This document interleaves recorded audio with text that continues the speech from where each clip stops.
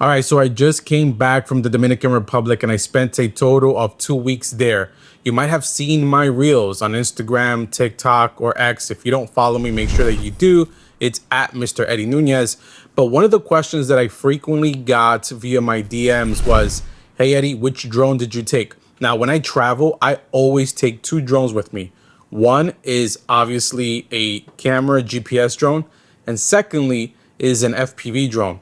In today's video, I'm going to be discussing with you why the Air 3 is my choice of drone when traveling over anything else, even the Mavic 3 Pro.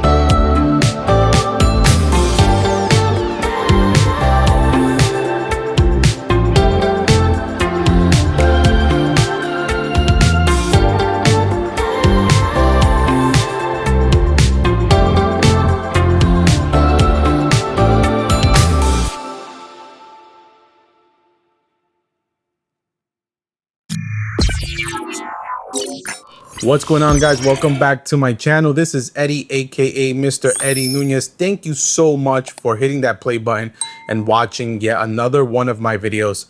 Today is really simple. I'm going to be sharing with you some content. You perhaps already saw an opening sort of like reel, if per se, of the capabilities of the Air 3 and the content that I was able to capture in the Dominican Republic using this drone.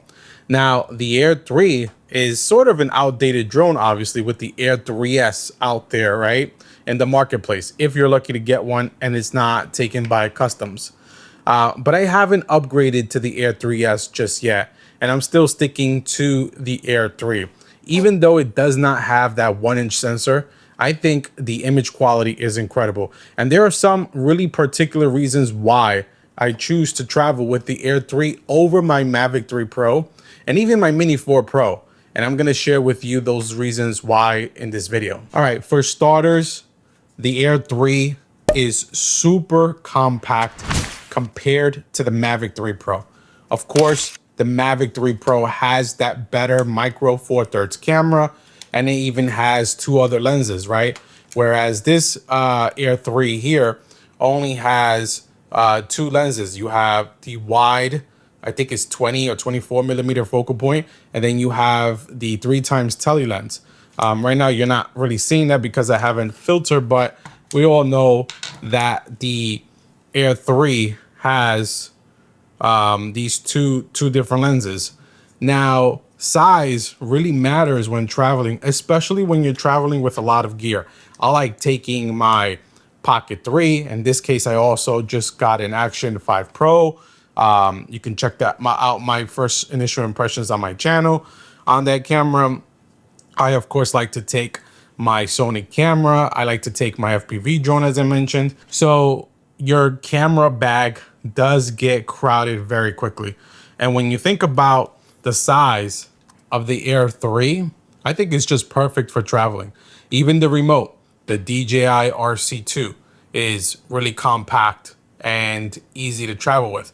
With my Mavic 3 Pro, I have the RCN, whatever it is, the Pro controller, and that is big and bulky, although it is an outstanding remote when it comes to screen quality, brightness, all of that stuff. It is just bigger, it's heavier, it's bulkier. So I think the number one reason, again, why I choose the Air 3 is just because of its compact, portable size. It is easy to carry with you, easy to take off and launch no matter where you go. The second reason why I choose the Air 3 is because of its camera quality. You know, sensor size, does it really matter? Of course it matters. But with the ideal conditions, with the ideal color grade, with the ideal post-productions, you can get some amazing quality. I've shared at the beginning of this video and throughout some sample clips that I was able to capture in the Dominican Republic. And honestly, I think that if I would have just started this video with just showing you the videos and asking you, was that the Mavic 3 Pro or the Air 3, you probably couldn't tell, especially when you're uploading on social media platforms. Whether it's YouTube or TikTok or Instagram, the compression is going to not destroy the image per se, but you're not gonna really tell whether you recorded this in 8K, 6K, 4K, 1-inch sensor, 1/1/3, whatever it may be.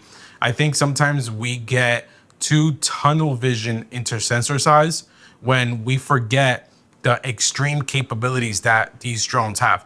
The Air 3 has phenomenal capabilities when it comes to quality, both in videos and photos, and it didn't disappoint on this trip at all. Now, the third reason why I choose the Air 3 over my Mavic 3 Pro is because I have a Mavic 3 Pro Cine, which costed me about $5,000.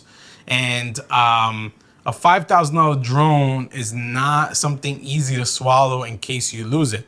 Whether you get robbed, whether it gets confiscated at the airport. I am traveling to an international country. Whether you hit something, whether it's a tree or a building, whatever it may be, or a bird strike, and all of a sudden you lose your drone, while on vacation, that $5,000 per se is a really hard pill to swallow. Whereas this is more affordable. This is around $1,500 all in with a FlyMore. I may be off on the price, but I know it's around $1,500. And if you are going to be getting a drone, whether it's the Air 3, even the Air 3S, I do want to just take this moment and plug in DroneWorks, because DroneWorks has been phenomenal, a phenomenal partner of this channel. Zach and team, they are Florida based. They have all these drones in stock. The Air 3S is a really difficult drone to find, but if you're looking for one, reach out to the team over at DroneWorks and they can hook it up. So when you're anticipating that Mavic 4 Pro and you can't get it in the United States, or you're looking for that Air 3 or Air 3S, just make sure that you check out DroneWorks and give them a chance. But yeah, reason number 3 is price point. I'd rather fly a Air 3 and go on vacation with an Air 3 when I'm taking any sort of risky shots, or I'm in an environment that I'm just not too familiar with. Now, you may ask, hey, well, what about the Mini 4 Pro or Mini drone, right? That's cheaper. Of course, that would be a great alternative drone. But the Mini drones I typically do not travel with, just because, again, environments and condition. When I'm going on vacation, when I'm traveling, I always like to go either beachfront. I like visiting like the high elevated mountains, and wind conditions can be completely unpredictable. And although the Mini 4 Pro handles incredibly well in winds and the camera quality is superb, I just don't want to risk the shots and get the Mini 4 Pro tossed all over the place with high winds around the coast, the shore front or along the coast. In these tropical islands, there's always high winds, especially when you go over to the high elevation points and you start to visit the mountains. Now, when thinking about the Air 3, it has incredible battery life. It has incredible speed and agility. And although it's not a 1-inch sensor, as I mentioned earlier, the camera is just incredible on it. And I'm not gonna go ahead and repeat that whole statement all over again, because I think my shots have proven itself. The Air 3 is capable of some really great dynamic cinematic aerial shots, and you can't go with this drone at all. Now, another feature that I really like about the Air 3 is hyperlapses. Now, hyperlapses are on all drones, of course, all DJI drones. But in particular, what I found in the Air 3 that works really well for me is that it is super stable in the air. And what I mean by that is, when I shoot my hyperlapse, I'm always either shooting like waypoints or a course lock. And this drone has not failed me. This drone does not deviate from its course that I've set. The drone locks into my waypoints and it stays really honed in on those points. And it gets me the cleanest, most smoothest hyperlapse I've ever gotten in a drone. The Air 3 has achieved tremendous results with hyperlapse. All my hyperlapses are shot in RAW. Then I take it into post-production. I run them through Lightroom. I bring them into Adobe Premiere Pro and I stabilize it. And although some are a little bit warpy at times because of wind, right? No drone is going to be perfect, especially when doing long exposure hyperlapses. The course stays the same. So when I map out my waypoints, it doesn't really deviate. Or when I lock into a circle and I have my point of interest locked in, it does that circle incredibly well, which in my experience, other drones have failed me in this particular feature. Now, in conclusion, I think the Air 3 is an incredible bargain. Go out there to your local marketplace on Facebook, on eBay, your local Facebook groups. This drone, I think, is incredible. You can get some really good deals out there. And sure, the Air 3S on paper is better. I'm sure even the characteristics and actually flying it is better because of the LiDAR sensor, because of the speed that it has, new improved speed, obviously the 1-inch sensor. But you can't really knock the Air 3. So if you're looking for an affordable option, go ahead and check out the used marketplace. I did some research myself and I see that there are some Air 3s selling at an incredible price, and you cannot go wrong with this as an upgrade to an existing drone that you have, maybe like an Air 2S, maybe like the Mavic 2 Pro, or if you're looking for your first drone, the Air 3S, the Air 3 or the Air 3S is a solid alternative. So let me know your thoughts based on the videos that you saw, the samples. Did you think that the Air 3 did a good enough job for you? And if you owned an Air 3 and upgraded to the Air 3S, let me know if that decision was still worthwhile. Are you satisfied with upgrading from the Air 3 to the Air 3S?